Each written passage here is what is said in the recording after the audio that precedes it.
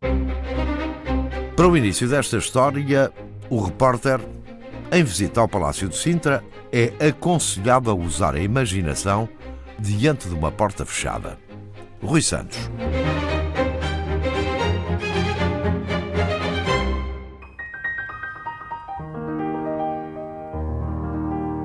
Estou hoje no magnífico Palácio de Sintra, numa paisagem absolutamente emblemática, num verde invejável em qualquer parte do mundo, e estou a visitar o Palácio de Sintra, em concreto, dentro da capela, onde dei conta há pouco de uma porta da qual não tinha ainda dado conta noutras visitas anteriores.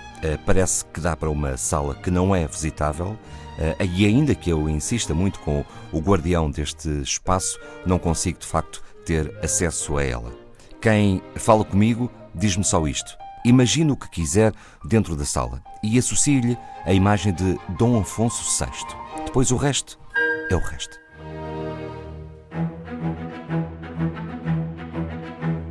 Portanto, no início desta história, Helena Matos, nós estamos no Palácio de Sintra e neste Palácio de Sintra, durante a missa... Há um homem que assiste. Há várias pessoas que mas assistem. que ninguém vê. Ninguém vê. Ele assiste sem ninguém o ver. Ele tem uma espécie de um cubículo que foi construído por cima da tribuna da capela. Ele daí assiste à missa. Ele não vê completamente toda a nave, vê de facto a zona do altar-mor. Mas a ele ninguém o vê. Ninguém o pode ver, mas quando acaba a missa ele sai dessa espécie de cubículo e passa diretamente para aquilo que é o seu quarto. E daí ele também não pode sair. Esse homem é guardado constantemente por aquilo que se designa como uma guarnição. Esta guarnição tinha 100 cavaleiros e 200 soldados. E eles guardam-no constantemente. 300 pessoas para guardar essa... Para guardar este homem. Ele vai estar, digamos que nestas... Mas ele está preso? Está. Ele está preso. Ele vai estar 9 anos neste espaço. O tal quarto que depois comunica com o cubículo. Há ideia de qual era a área desse quarto? É tudo muito pequeno, é tudo tão pequeno que se cria mesmo uma história que é: o chão daquela divisão vai estar gasto, cada vez mais gasto. E o povo mais tarde vai dizer que foi aquele homem a andar incessantemente entre a sua cama e a janela e a cama, que vai gastar o chão. Os historiadores, que são um bocado desmancha-prazer, dizem, e desmancha histórias, sobretudo, dizem que não, que o chão já estava gasto, porque era do tipo daquele material, daquela pedra, gastar-se desse modo, mas de qualquer modo, naqueles 9 anos, o homem de facto andou muito e tê-lo gasto ainda mais. Ao fim destes 9 anos, este homem um dia sente-se mal, sente-se muito mal e pede para o vestirem. Isto faz parte um pouco, se quisermos, das épocas passadas, em que as pessoas tinham quase que uma percepção da sua morte. Ele acha que vai morrer, pede para o vestirem e que o levem para a capela, pois ele quer adorar a Deus e pedir perdão a Deus. Morre pouco depois. Ele é um homem, para os parâmetros de hoje, novo. Tinha 40 anos. E este homem era rei de Portugal. Chamava-se Afonso VI, ele morre no dia 12 de setembro de 1683 e 17 anos antes, um golpe palaciano tinha-o afastado do trono para colocar lá uma outra pessoa, porque não há tronos vazios, não é? Claro. E, portanto, ele foi afastado pelo tal golpe palaciano, foi colocado como regente o seu irmão Dom Pedro, esse irmão, que esta morte agora vai tornar rei, e esse irmão que é casado com a mulher que se tinha casado com Dom Afonso VI, Dona Maria Francisca de Saboia, a mulher que em junho de 1666 casara com Dom Afonso VI. Ora, estamos perante uma história a que não vamos denominar pela Guerra dos Tronos, mas que, se a Helena Matos me autorizar, passa a denominar por a Guerra do Trono. Sim, e assim vamos continuar.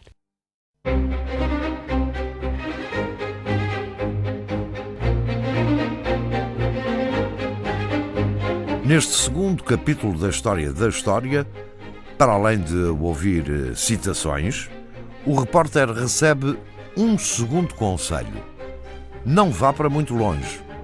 Rui Santos.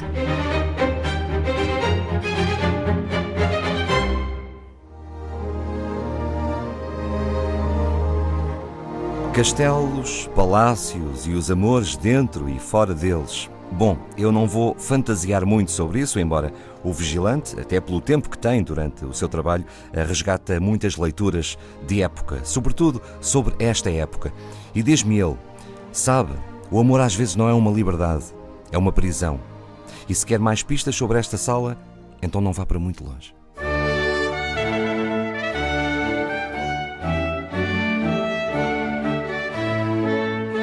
Ora bem, por aquilo ficou contado no primeiro capítulo, eu designei esta história da história pela Guerra do Trono, e para esta guerra terá funcionado, até vou utilizar uma palavra francesa mais adequada nas circunstâncias, dado as origens da senhora, Dona Maria Francisca, terá sido o pivô desta guerra. Bem, certamente foi um dos pivôs. Esta mulher chega a Portugal em 1666. Ela casa com o rei em junho de 1666, mas casa em França. Isto era uma negociação diplomática muito complicada. A 24 de fevereiro de 1666 assinaram-se as escrituras pelas quais Dona Maria Francisca de Saboia trazia um dote. Esse dote é um dote muito importante para Portugal à época. Eram 324 mil reis.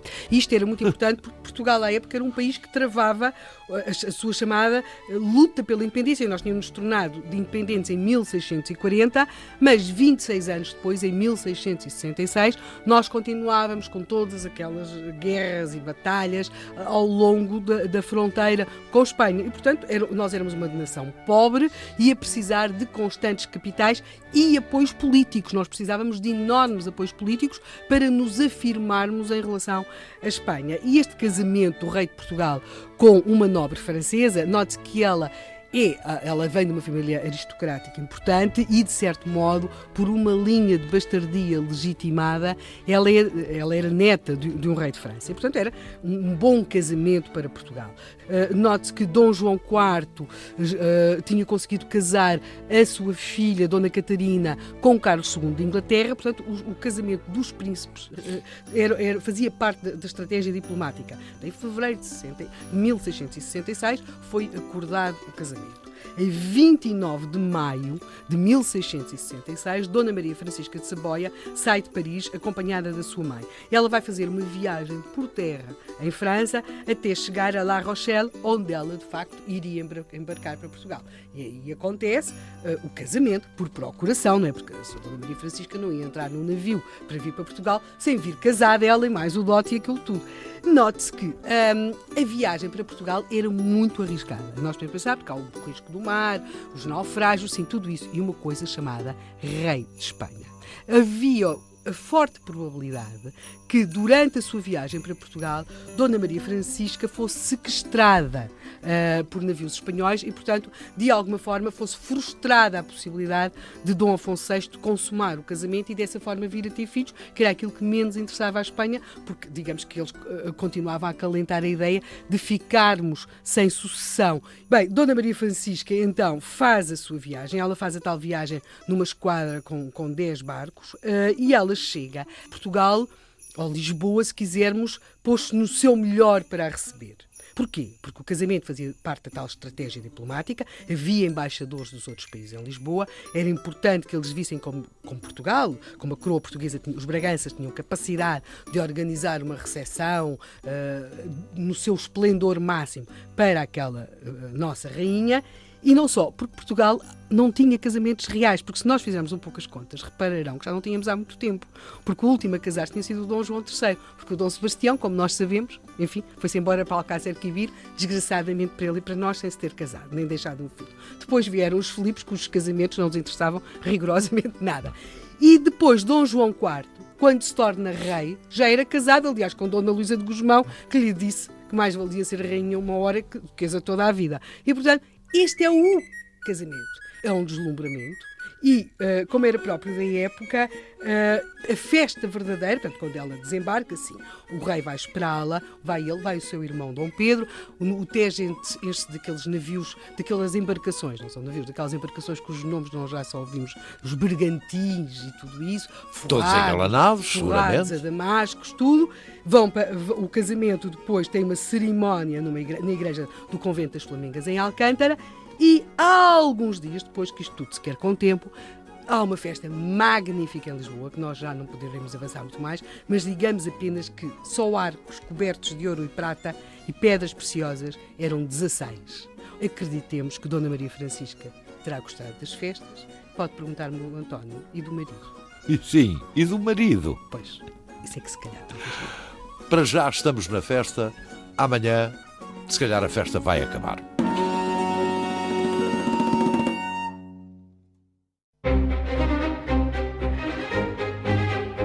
Adensa-se o mistério neste terceiro capítulo da história da semana. E há pedra enigmaticamente muito gasta perante o olhar do surpreendido repórter, Rui Santos.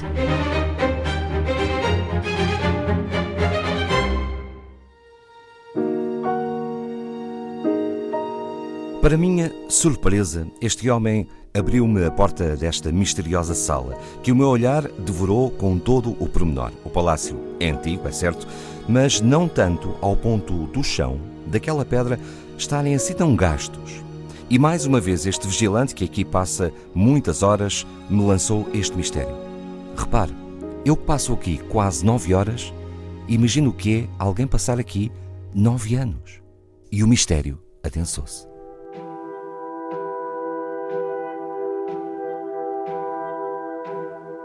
Chamámos-lhe a Guerra do Trono, esta história que a investigadora Helena Matos está a contar esta semana. Chegou a Portugal Dona Maria Francisca de Saboia para se casar com o El-Rei Dom Afonso VI, o português. Uma festa muito bonita, esplendorosa, ela terá gostado da festa. Ficou a pergunta no ar. E do marido? Helena Matos? Bem, do marido, ela vai escrever algumas cartas. As famílias reais comunicavam muito entre si por cartas, era a possibilidade, não é? Ela vai escrever algumas cartas que dão conta de uma felicidade e que está contente no início do seu casamento. Há certamente, se em relação ao Dom Afonso VI, nós podemos ter algumas dúvidas se é verdade o que ela escreveu, portanto, ela ou não escreveu verdade nesta altura ou não falou verdade depois, mas há claramente uma figura de quem ela não gostou, mal chegou a Portugal, que aliás é talvez a primeira pessoa da corte portuguesa que ela vê, que é o Conde de Castelo Melhor. Que era o primeiro-ministro. É uma espécie, tinha o nome é muito mais bonito, António, escrivão da puridade. António, vai desculpar, mas isto de ser primeiro-ministro não é nada. Comparado com o escrivão da puridade, claro. É que é uma coisa absolutamente maravilhosa. E este homem tinha-se tornado cada vez mais importante na corte do rei Dom Afonso VI. Nós lembramos-nos sempre do Dom José com o Marquês de Pombal, mas aqui a situação é muito diferente, porque Dom Afonso VI tinha tido aquilo que à época se designava como febres malignas em criança. Ele sobreviveu às febres malignas, mas sobreviveu com enormes limitações do ponto de vista físico e intelectual.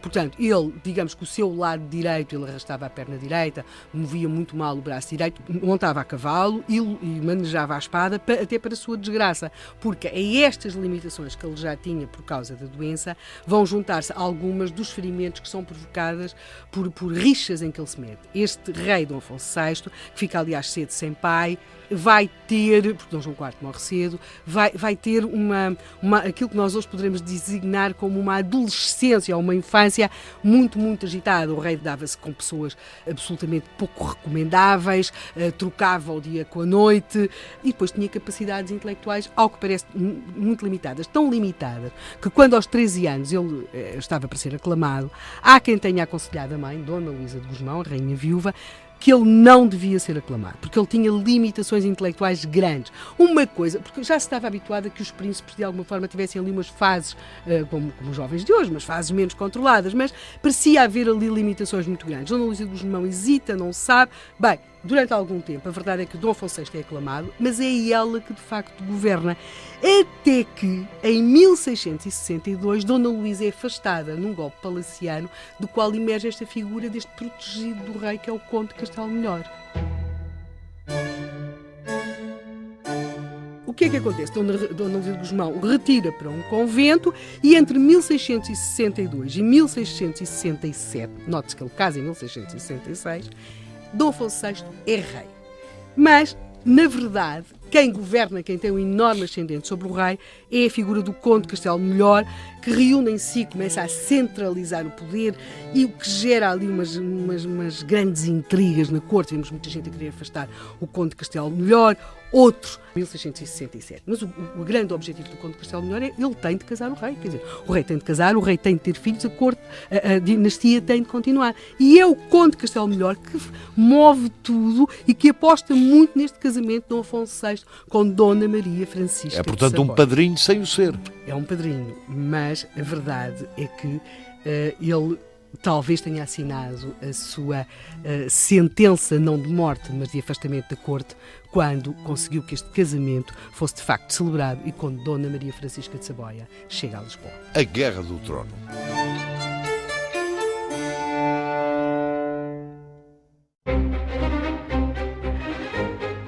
Para desfecho da história desta semana, o repórter começa por fazer algumas contas e interroga-se. Rui Santos.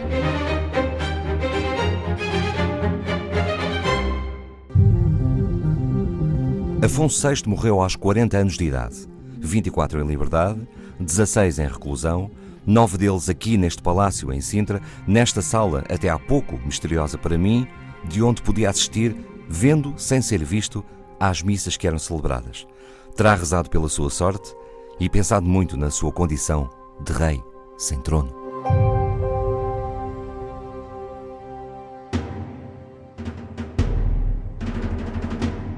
Último capítulo da história desta semana, depois de ter aparecido no penúltimo capítulo o António Sousa Macedo. Imagino que se houvesse os títulos e as primeiras páginas, as capas, se houvesse, por esta altura, um jornal como Correio da Manhã e revistas como a Caras e a Lux, por exemplo, estamos nos últimos dias de Dom Afonso VI e a história até tem o seu quê de, como é de dizer, de escandaloso. Bem, vai ter muito mais escandaloso, António, se essas revistas existissem, nem sabe o que elas escreveriam, porque a 21 de novembro de 1667, portanto, já o Conde de Castelo Melhor não está em Lisboa, já não estava ao pé de Dom Afonso VI. A 21 de novembro de 1667, Dona Maria Francisca de Saboia, Rainha de Portugal, saiu do Paço, vai para o Convento de Esperança e escreve 2 cartas, nas quais pede 2 coisas diferentes. Uma, pede o dinheiro que trouxe do seu dote porque quer regressar à França. Na outra, pede a anulação do seu casamento porque diz que o rei nunca tinha consumado o casamento. Dom Afonso VI, e note que nós logo lá no princípio tínhamos dito que ela tinha escrito umas cartas para a família, dizer que tudo tinha corrido muito bem, estava muito feliz. E que até se tinha aventado umas hipóteses de rainha estar grávida, na verdade nunca tinha ficado.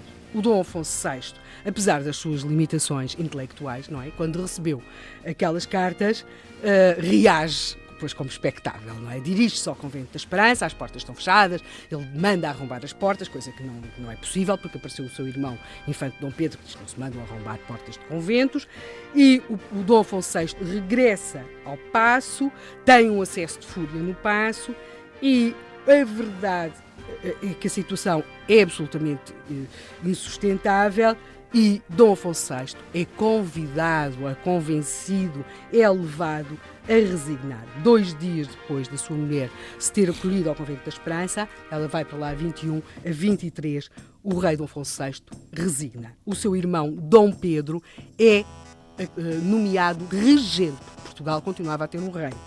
E é agora que começa esse lado, se quiser, escandaloso. Começa algo que se chama causa sobre nulidade de matrimónio entre partes de uma como autora a Sereníssima Rainha Dona Maria Isabel de Saboia, Nossa Senhora, e da outra o Procurador da Justiça Eclesiástica, em falta do Procurador de Sua Majestade El Rei Dom Afonso VI, Nosso Senhor. É uma causa de anulação de casamento, na qual se tem de provar a impotência do rei.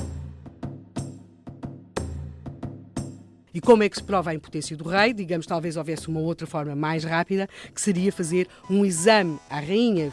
Estes exames eram feitos, portanto, para ver se o casamento teria sido consumado ou não. Esse exame nunca foi feito. E, portanto, o que vai haver é declarações das inúmeras mulheres... Testemunhos? Sim, de mulheres prostitutas, em meretrizes, em tribunal, tem com os nomes delas, a calcanhar, contra o rei? Aquelas, não, elas não dizem mal do rei, dizem é que ele nunca tinha conseguido consumar as relações que pretendia ter com elas. Tudo isto com inúmero detalhe, até que, de facto, o casamento é dado como nulo no dia 24 de março de 1668. Note-se que isto é tudo muito rápido. Em novembro o rei resigna, em 24 de março de 1668... Antes fosse a justiça, agora também é assim. Mas isto é tudo ainda muito mais rápido, porque o casamento é anulado a 24 de março de 1668 e no dia 27 de março de 1668, 3 dias depois, tem lugar um casamento.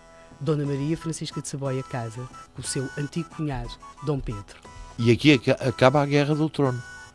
Bem, não acaba, porque o rei continua vivo. Aqui começa aquilo que Dom Afonso VI, que é verdade que tinha grandes limitações intelectuais e físicas, vai definir como a sua vida. Ele escreve: vivo sepultado como se fora morto, sem liberdade, honra, fama, estado e cedo sem vida. Não ficou cedo sem vida, porque ele vai viver até setembro de 1683, mas ele está durante algum tempo... mais de 16, 17 anos. 16 anos. Ele vai estar durante algum tempo no Paço, depois é levado às escondidas para o Castelo de Angra, na Terceira, onde também não vê ninguém, é guardado, ninguém o vê, a não ser as pessoas que tinham mesmo de lidar com ele, mas teme-se que um grupo o tente libertar e que os espanhóis se tentem usar deste rei Afonso VI tão humilhado para afastar Dom Pedro. E, portanto, ele vem novamente, mais ou menos camuflado, para Lisboa e daí é levado para Sintra, onde vai ficar 9 anos fechado no tal quarto e onde vai viver, como ele mesmo escreve, numa carta para a sua irmã Catarina, que era casada com o rei de Inglaterra, e escreve: vivo sepultado, como se fora morto. Só aí acabou a Guerra do Trono, nesse dia 12 de setembro de 1683. E rodeado por 300 homens... Que o guardavam dia e Isso. noite. E, portanto, não havia o medo da fuga dele. Havia o medo dele ser raptado. Sim. Ironicamente, Dona Maria Francisca de Saboia sobreviveu-lhe poucos meses.